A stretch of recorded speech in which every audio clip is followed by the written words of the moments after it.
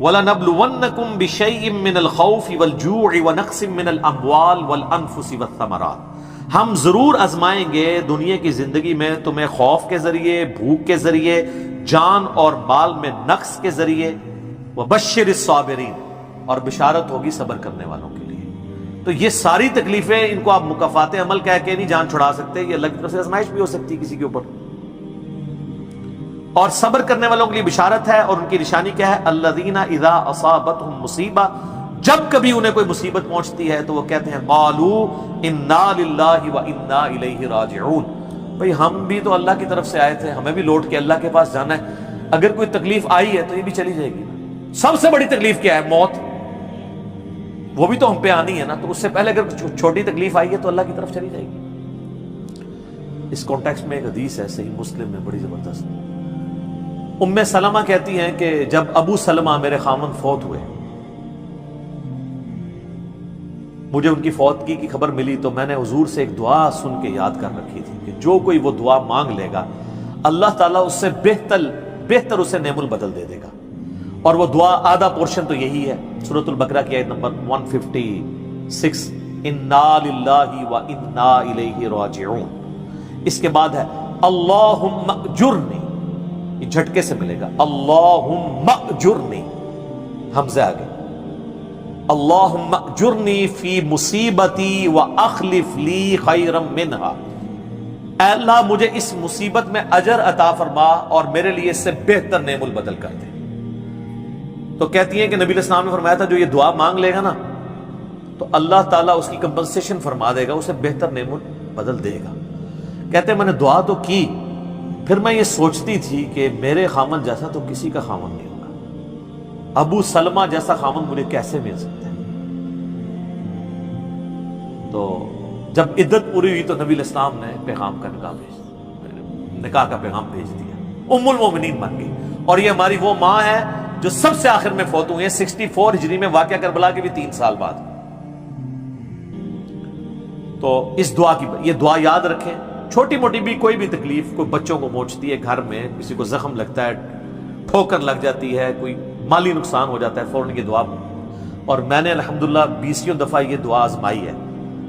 وقتی طور پہ تو فیل ہو رہا ہوتا ہے کہ یار کوئی مسئلہ خراب ہو گیا، لیکن اس کے بعد اسی شر کے اندر خیر چھپی ہوئی ہوتی ہے، وہ مل جاتی ہے۔ اس آپ دعا کو یاد رکھیں، اور صبح شام جو چھوٹی موٹی کوئی خبریں بھی آپ کو ملتی رہتی ہیں نا، اس کے اوپر آپ یہ دعا پڑھتے رہیں، یہ آپ کے لیے ایک بہت بڑا وظیفہ ہے انشاءاللہ تعالی۔ نیک لوگوں کو جو تکلیفیں آتی ہیں نا دنیا میں، وہ ان کے درجات کو بلند کرنے کے لیے آتی ہیں، اور یہ اللہ تعالیٰ نے بڑی سختی کے ساتھ سورۃ العنکبوت کے اندر نا صحابہ کرام کو ایڈریس کر کے نا یہ فلسفہ کلیئر کیا ہے، آیت نمبر 2 اور 3 کے اندر، احسب الناس ان یترکوا ان یقولوا آمنا وهم لا یفتنون، کیا لوگ اس گمان میں ہیں کہ انہیں صرف اس بات پہ چھوڑ دیا جائے گا کہ وہ ایمان لے آئے اور ہم ان کی آزمائش نہیں کریں گے؟ وَلَقَدْ فَتَنَّ الَّذِينَ مِن قَبْلِهِمْ، بے شک ہم نے ضرور آزمایا تھا ان سے پہلے لوگوں کو، فَلَيَعْلَمَنَّ اللَّهُ الَّذِينَ صَدَقُوا وَلَيَعْلَمَنَّ الْكَاذِبِينَ، تو اللہ تعالیٰ ضرور جانچ کر رہے گا کہ کون سچے ہیں اپنے دعوے کے اندر، کس دعوے میں کہ غلامی رسول میں موت بھی قبول ہے، اور کون صرف نعرہ بازی کر رہے ہیں۔ اللہ تعالیٰ ان کو ظاہر کر کے رہے گا، جانچ کے رہے گا۔ تو یہ اللہ تعالیٰ نے اپنا اصول رکھا ہے، یونیورسل ٹروتھ۔ اس کانٹیکسٹ میں صحیح بخاری میں ایک حدیث ہے، صحابہ کرام نے جب کافروں کی تکلیفوں کا ذکر کیا نا حضور سے، تو آپ نے فرمایا صبر کرو، اللہ کی قسم تم سے اگلے لوگوں کو زمین میں گاڑا جاتا تھا، سر کی مانگ پہ آرا رکھا جاتا تھا اور کہا جاتا تھا کہ اسلام چھوڑ دو، اور وہیں ان کے 2 ٹکڑے کر دیے جاتے تھے، وہ اپنے دین پہ قائم رہتے تھے۔ لوہے کی کنگیاں ان کے گوشتوں پہ پھیری جاتی تھی، حتیٰ کہ ہڈی تک پہنچ جاتی تھی، تب بھی وہ اپنے دین پر ثابت قدم رہے۔ تو نبی علیہ السلام نے اپنے صحابہ کو اگلے لوگوں کی یہ تکلیف گنوائی۔ تو اب وہ جو اتنی تکلیفیں کاٹتے رہے ہیں، وہ کوئی مکافات عمل نہیں ان کے لیے ہوا، آزمائش تو ہوئی ہے نا جی۔ تو نیک اور برے لوگوں کے اعتبار سے ڈیفرنٹ ہے، یہ ذہن میں رکھیے گا۔ بخاری اور مسلم کی متفق علیہ حدیث ہے، نبی علیہ السلام فرمایا مسلمان کو کوئی بھی تکلیف پہنچتی ہے، دکھ درد بیماری، کوئی اندیشہ کہتے ہیں ذہنی ٹینشن کو صرف کہ یہ نہ ہو جائے، حتیٰ کہ اس کے پاؤں میں کانٹا بھی چبھ جائے تو اللہ تعالیٰ اس کے بدلے میں اس کے گناہوں کو معاف کر دیتا ہے۔ اور مسلم شریف میں ڈیٹیل ہے کہ جب یہ سورۃ النساء کی آیت نمبر 123 نازل ہوئی نا کہ چھوٹے سے چھوٹے اعمال کا بدلہ بھی ملے گا، چھوٹی سے چھوٹی نیکی کا بھی، تو صحابہ پریشان ہو گئے، ان کا یا رسول اللہ ہم تو یہ تو سارے پکڑے جائیں گے، کس طریقے سے کوئی بندہ پرفیکٹ ہو سکتا ہے؟ تو حضور نے فرمایا پریشان ہونے کی ضرورت نہیں ہے، مسلمان کو جو دنیا میں تکلیفیں اور بیماریاں آتی ہیں نا وہ اس کی ان غلطیوں کا کفارہ بن جاتی ہیں۔ حتیٰ کہ جامعہ ترمذی میں ابو داؤد میں ایک حدیث ہے، نبی علیہ السلام نے فرمایا کہ دنیا میں سب سے زیادہ تکلیفیں انبیاء کو آتی ہیں، تو کیا انبیاء پہ مکافات عمل ہو رہا ہوتا ہے؟ نعوذ باللہ۔ اس کے بعد ان پہ آتی ہیں جو ان کے بعد اللہ تعالیٰ کو سب لوگوں سے بڑھ کے محبوب ہوتے ہیں۔ آپ نے صحابہ کا بھی نام نہیں لیا، فرمایا جو بھی، وہ اس زمانے میں بھی ہو سکتا ہے آج کے زمانے میں بھی، کیونکہ بعض اصحاب تو ایسے ہیں جنہوں نے کفر کی زندگی میں بھی موج کیا اور اسلام کی زندگی میں موج کی ہے، وہ تکلیفوں سے گزرے ہی نہیں ہیں۔ اچھا، اور پھر فرمایا اس کے بعد وہ لوگ ہیں جو اس کے بعد اللہ کو سب سے بڑھ کر محبوب ہوتے ہیں، حتیٰ کہ انسان پہ تکلیفیں آتی رہتی ہیں اور اس کی موت کا وقت آ جاتا ہے اور اللہ تعالیٰ اسے پاک و صاف کر کے دنیا سے اٹھا لیتا ہے۔ یہ جو لوگ کہتے ہیں نا یار وہ موت کے وقت فلانے کے ساتھ، یار وہ احمد دیدہ صاحب 9 سال تک قومے میں رہے ہیں، اتنی اسلام کی انہوں نے خدمت کی، ہزاروں عیسائیوں کو مسلمان کیا، لاکھوں مسلمانوں کے ایمان کی حفاظت کا سبب اللہ نے ان کو بنایا، لیکن وہ 9 سال تک قومے کی حالت میں رہے، 1996 سے لے کے 2005 تک۔ تو کوئی کچھ کہتا تھا جی یہ وہ عیسائی بھی ان کو کہتے تھے دیکھو جی اس کو بدوا لگ گئی اور یہ وہ ہو گیا، گستاخ ہے، یہ وہ ہے۔ تو یہ تو کوئی طریقہ نہیں ہے۔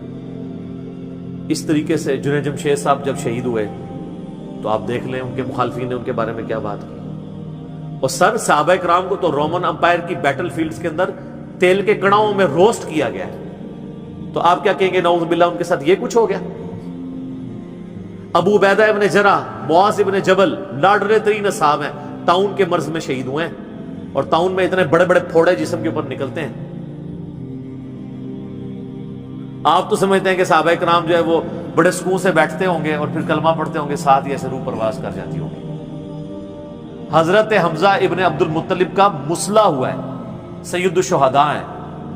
حضرت حسین علیہ السلام کے ساتھ جو کچھ کربلا میں ہوا ہے، تو نیک بندوں اور عام بندوں کے اعتبار سے اس کا حکم ڈیفرنٹ ہے۔ نیک بندوں کے درجات بلند ہوتے ہیں، حسین ابن علی سے اتنی بڑی قربانی نے اللہ نے لی کہ قیامت والے دن ان کو جنتی نوجوانوں کا جو سردار ہونا ہے اس کو جسٹیفائی کیا جائے کہ آؤ جی حسین جیسی ہے کسی قربانی، بنا دینا ہے سردار، آ جاؤ لے کے آؤ۔ کوئی کھڑا ہو سکتا ہے؟ ابھی تک 1500 سال میں تو نہیں کوئی دعویٰ کرے گا کھڑا ہونے کا۔ تو اللہ تعالیٰ نیکیوں کو جسٹیفائی بھی کرواتا ہے، وہ مکافات عمل نہیں ہو رہا ہوتا۔ نیک لوگوں کے لیے ڈیفرنٹ ہے، ان کے درجات بلند ہوتے ہیں، اور باقی عام لوگوں کے لیے یہ ہے کہ ان کے لیے بھی آپ نہیں کہیں گے کہ ان پہ عذاب ہے، یا اللہ کی طرف پلٹنے کا ذریعہ ہے یا ان کے گناہوں کا کفارہ ہے۔ یہ آپ نے کسی پہ نہیں کہنا اس کے اوپر لعنت پڑ گئی، اس کے اوپر یہ ہو گیا، اس کے اوپر یہ ہو گیا، یہ آپ کو کسی نے رائٹ نہیں دیا۔ یہ بہت بڑا ظلم ہے۔ ایک طرح کے معاملات ہوئے ہوتے ہیں دونوں کے ساتھ۔ اب آپ دیکھ لیں سنیوں میں سے کوئی جیل میں جاتا ہے تو شیعہ کہتے ہیں دیکھا جی مکافات عمل ہے، شیعہ میں سے کوئی جاتا ہے سنی کہتے ہیں مکافات عمل ہے۔ تو یہ آپ جو مرضی، اور اپنوں کے لیے کہتے ہیں آزمائش ہے۔ تو یہ آج کی ڈیٹ میں آپ نے سب کے لیے آزمائش ہی کہنا ہے، ورنہ یہ مسئلہ بالکل خراب ہو جائے گا۔ اللہ ہی اللہ جی، اللہ تعالیٰ سے خیر مانگنا چاہیے، اللہ تعالیٰ کی طرف رجوع لانا چاہیے۔ اس حوالے سے بخاری اور مسلم دونوں میں حدیث ہے، میں اب آپ کو تھوڑے وظیفے بھی بتا دوں نا۔ ظاہر آزمائشیں تو ہر بندے پہ آتی ہیں، اللہ کی طرف رجوع بھی لانا چاہیے۔ ان آزمائشوں سے نکلنے کا طریقہ کیا ہے؟ بخاری اور مسلم دونوں میں حدیث ہے، نبی صلی اللہ علیہ وآلہ وسلم کے بارے میں انس بن مالک کہتے ہیں کہ نبی علیہ السلام کی اکثر دعا یہی ہوا کرتی تھی، اللہم ربنا آتنا فی الدنیا حسنہ وفی الآخرۃ حسنۃ وقنا عذاب النار آمین۔ یہ بخاری مسلم میں بھی ہے، سورۃ البقرہ کی آیت نمبر 201 ہے۔ اے اللہ ہمیں دنیا میں بھی بھلائیاں عطا فرما اور آخرت میں بھی بھلائیاں عطا فرما، اور آخرت کی سب سے بڑی بھلائی بھی ساتھ مانگ لی، وقنا عذاب النار، آگ کے عذاب سے ہمیں بچا لے، آمین۔ یہ اکثر آپ کی دعا ہوتی تھی. اس کانٹیکٹ میں ایک حدیث ہے بڑی انٹرسٹنگ صحیح مسلم میں. ایک صحابی بیمار ہوئے حتیٰ کہ بالکل ہڈیوں کا پنجر بن گئے, اور صحابہ کہتے ہیں چڑیا کی طرح ان کی جان ہو گئی. نبی علیہ السلام ان کی عیادت کے لیے گئے. آپ نے جب دیکھا آپ فرمایا تو اللہ سے کیا مانگتا ہے؟ چنگا بلدا ٹردا پہ گیا, بالکل ڈھانچہ پنجر بن گیا ہڈیوں کا. اس نے کہا یا رسول اللہ میں اللہ تعالیٰ سے یہ دعا کرتا ہوں کہ اے اللہ جو تو نے مجھے آخرت میں عذاب دینا ہے نا دنیا میں ہی دے دے. آخرت کا عذاب تو بہت سخت ہے, تو مجھے دنیا میں ہی وہ عذاب دے دے.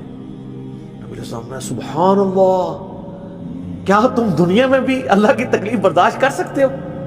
اوے تجھے تو چاہیے تھا تو کہتا اللہم ربنا آتنا فی الدنیا حسنہ وفی الآخرۃ حسنۃ وقنا عذاب النار. یعنی آپ اللہ تعالیٰ کو معاذ اللہ کو فنیٹک سمجھتے ہیں کہ آپ کہیں گے اس نے عذاب تو ضرور دینا تو مجھے ادھر دے دے. اور یار اللہ سے اچھا ہی گمان رکھو. بخاری مسلم دونوں میں حدیث ہے, میں اپنے بندے کے گمان کے قریب ہوں جیسا میرے بارے میں گمان رکھے, بشرطے کہ کرتوت بھی ٹھیک کرے. تو سر ہم تو یہ کہتے ہیں یا اللہ ہم نہ تیری آزمائش کے قابل ہیں نہ تیرے عذاب کے قابل ہیں, ہمیں بلا حساب و کتاب ہی جنت میں داخل فرما دے, آمین. تو میں اپنے بندے کے گمان کے قریب, اچھا گمان رکھیں انشاءاللہ تعالی اینڈ رزلٹ بھی اچھا ہوگا. آپ اللہ سے گمان اچھا رکھیں, یہ گمان بہت اہم چیز ہے. اور یہ آپ کا جو کانفیڈنس ہے نا اللہ کے اندر کہ انشاءاللہ اللہ میرے ساتھ خیر کا معاملہ ہی کرے گا. اچھا کئی لوگ ہیں وہ کہتے ہیں منو تو اللہ نے دینا ہی عذاب ہے. استغفر اللہ. تو آپ چاہے اچھے اعمال کرتے ہیں برے اعمال, تب بھی آپ نے یہ اپنے بارے میں یہ بات نہیں کرنی. یہ تو اور کسی کے بارے میں تو آپ نے سوچنا بھی نہیں سر, وہ تو کہانی ختم. وہ تو صحیح مسلم میں حدیث ہے نا, ایک شخص نے قسم اٹھا کے کہہ دیا تھا کہ اللہ تعالیٰ اس کو کبھی معاف نہیں کرے گا. وہ بڑا گنہگار شخص تھا, اللہ کی بارگاہ میں پہنچے. اللہ نے فرمایا تو نے میرے بھی آپ پہ کیسے قسم کھا دی؟ جا میں نے اس کو معاف کیا, تجھے دوزخ میں پھینکا. لا يسأل عما يفعل وهم يسألون, سورۃ الانبیاء کی آیت ہے. اللہ کو کوئی نہیں پوچھ سکتا اس نے یہ کیوں کیا, وہ سب کو پوچھ سکتا ہے کہ انہوں نے یہ کیوں کیا. یہ اللہ تعالیٰ کے بارے میں ناشکری پھیلانا سورہ الزمر میں ہے, لا تقنطوا من رحمت اللہ, اللہ تعالیٰ کے بارے میں مایوسی عوام کے اندر پھیلانا. لیکن اس کا دوسرا پہلو بھی غلط ہے کہ آپ رحمت کی آیتیں پڑھ کے تو لوگوں کے کام چوک کے رکھو, وہ بھی دوسری ایکسٹریم ہے, وہ بھی نہیں ہونی چاہیے.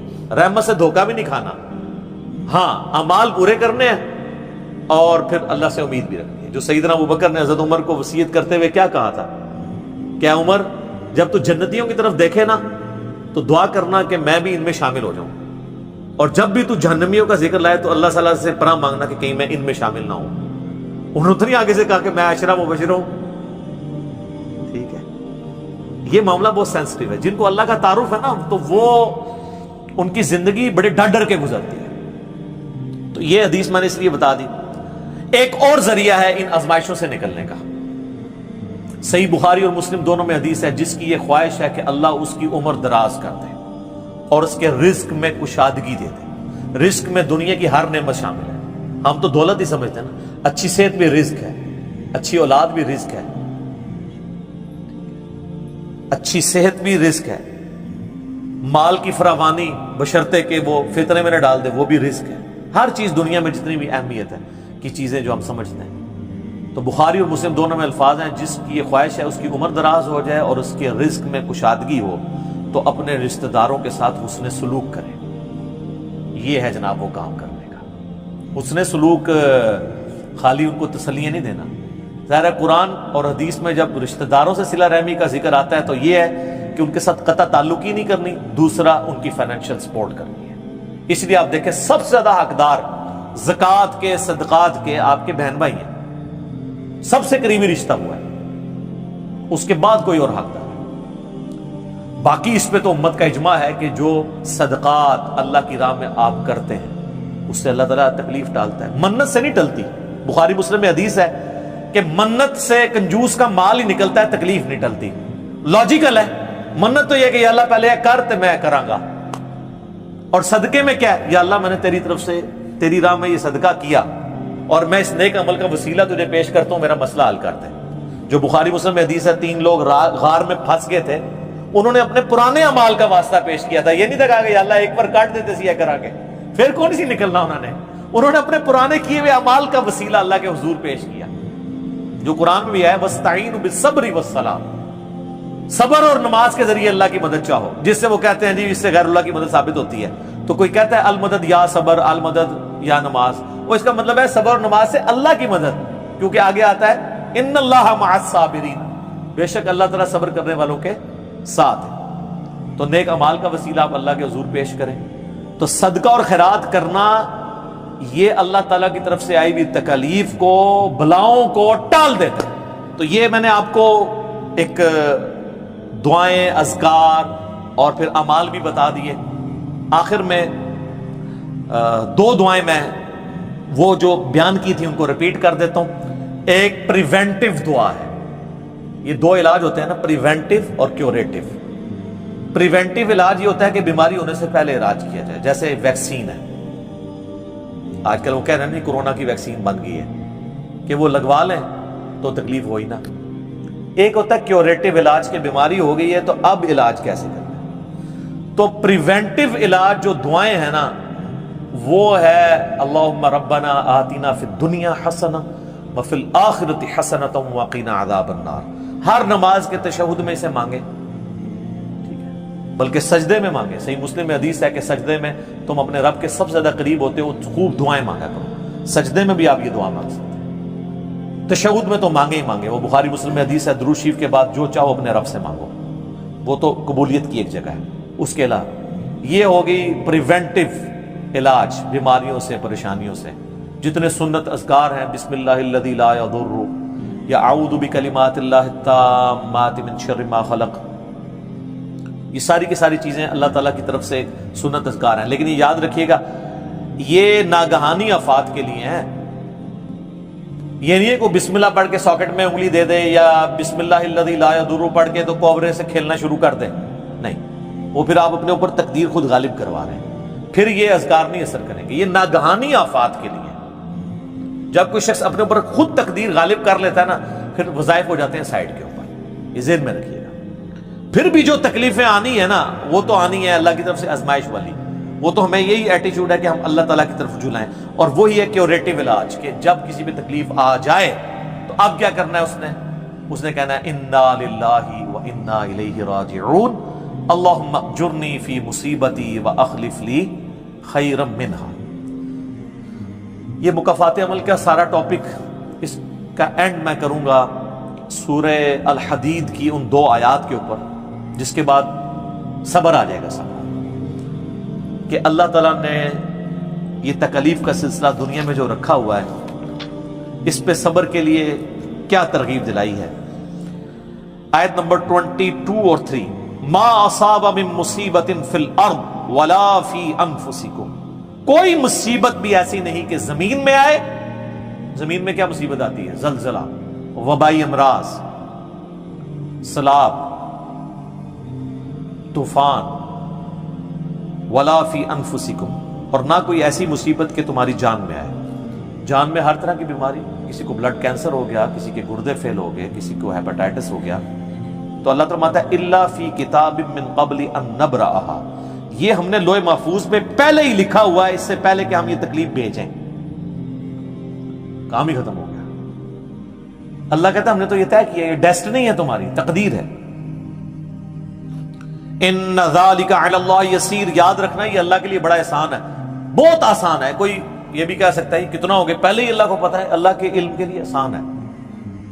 سورۃ الانعام میں تو یہاں تک آیا ہے کہ خشکیوں میں یا سمندروں کے اندر کسی درخت کا اگر پتا بھی گرتا ہے نا تو اللہ کو پہلے سے علم ہے، اور زمین کی گہرائیوں میں کوئی دانہ بھی پھوٹتا ہے نا وہ پہلے۔ اب ظاہر ہے ہمارا ذہن تو اس ڈیٹے کو سمجھ نہیں سکتا، بلکہ آج ہم نے لیپ ٹاپس میں، ہارڈ ڈسک میں وہ ڈیٹا سٹور کر لیا ہے جو 8 سے 100 سال پہلے کا انسان اس کو ماننے کے لیے تیار نہیں ہوگا کہ یہ ٹچ سکرین موبائل کیا کر سکتا ہے، اتنی دور بات کر سکتے ہیں، وہ تو اس کو بھی ماننے کے لیے تیار نہیں ہوں گے۔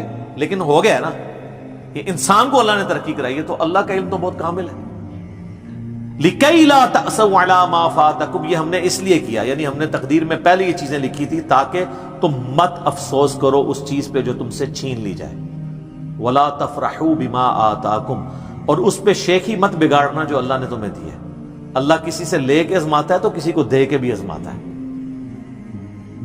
وَاللَّهُ لَا يُحِبُّ كُلَّ مُخْتَالٍ فَخُورٍ، اور اللہ تعالیٰ پسند نہیں کرتا ہر شیخی بگاڑنے والے کو، جو بات بات کے اوپر شیخی بگاڑتا ہے۔ کسی کے پاس اگر کوئی اللہ کی طرف سے نعمتیں ہیں تو وہ اللہ کا شکر ادا کرے، اور اگر کسی کے اوپر آزمائش کا وقت ہے تو وہ اللہ کی طرف رجوع لائے۔ اس لیے تو نبی الاسلام نے فقر کی زندگی گزاری ہے نا سر۔ باقی نیک بندوں کے لیے درجات کی بلندی کا ذریعہ ہے آزمائشیں آنا، برے لوگ بھی اس اعتبار سے کہ میرے اعمال کی شامت ہے اور میرے گناہ معاف ہو جائیں گے اور میں اپنی اصلاح بھی کر لوں۔ کسی کے بارے میں کوئی ورڈکٹ نہ دیں، اپنے اوپر ضرور لائیں۔